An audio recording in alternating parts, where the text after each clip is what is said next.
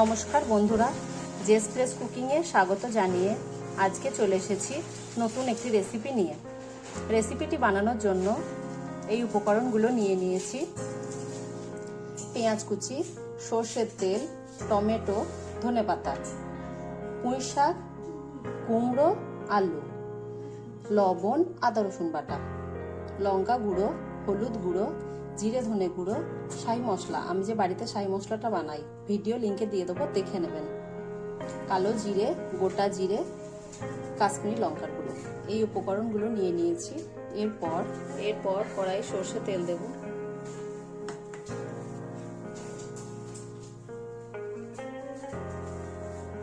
গোটা জিরে, কালো জিরে,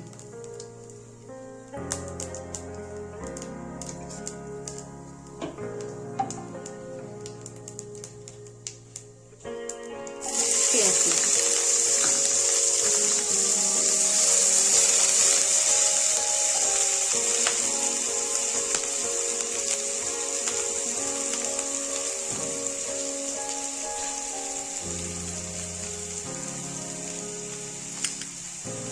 অল্প পরিমাণে লবণ দেব।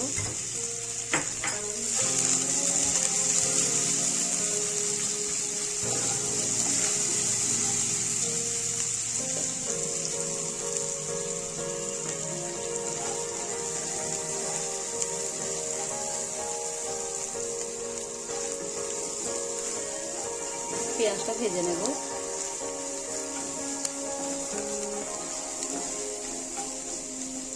পেঁয়াজটা ভাজা হয়ে গেছে, এবার আদা রসুন বাটা দেব।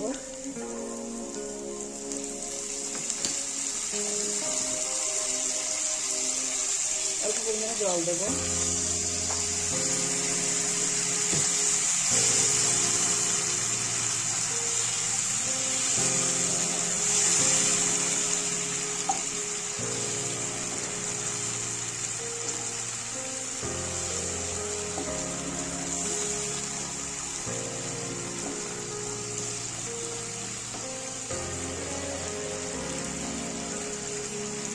এবারে যে মশলাগুলো নিয়েছিলাম, সব মশলাগুলো একসঙ্গে দিয়ে দেবো।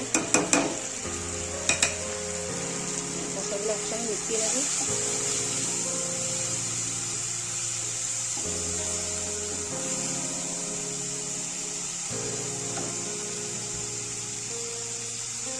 আর একটু জল দেবো।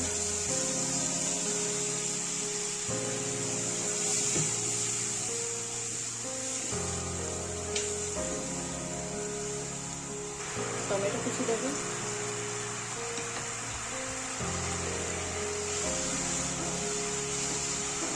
এরপর ভালোভাবে মশলাটাকে কষিয়ে নেব।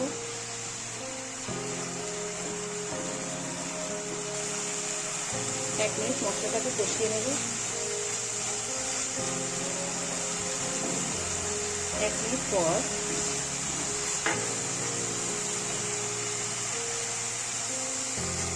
কুমড়ো দেবো।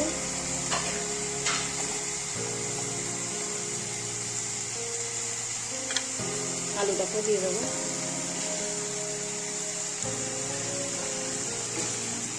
কুমড়ো আলু একসঙ্গে মিশিয়ে নেবে।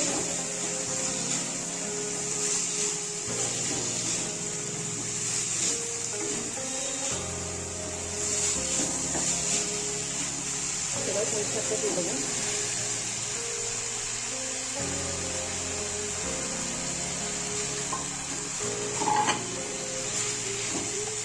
একসঙ্গে সবজিগুলো এবং মশলা কষিয়ে নেব।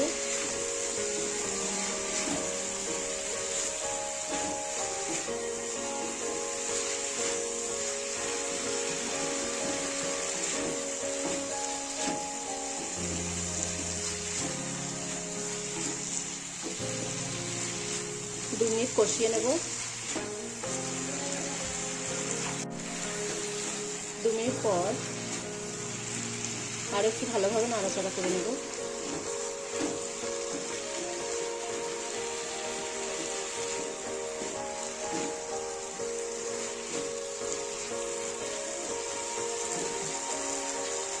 এবার জল দেব।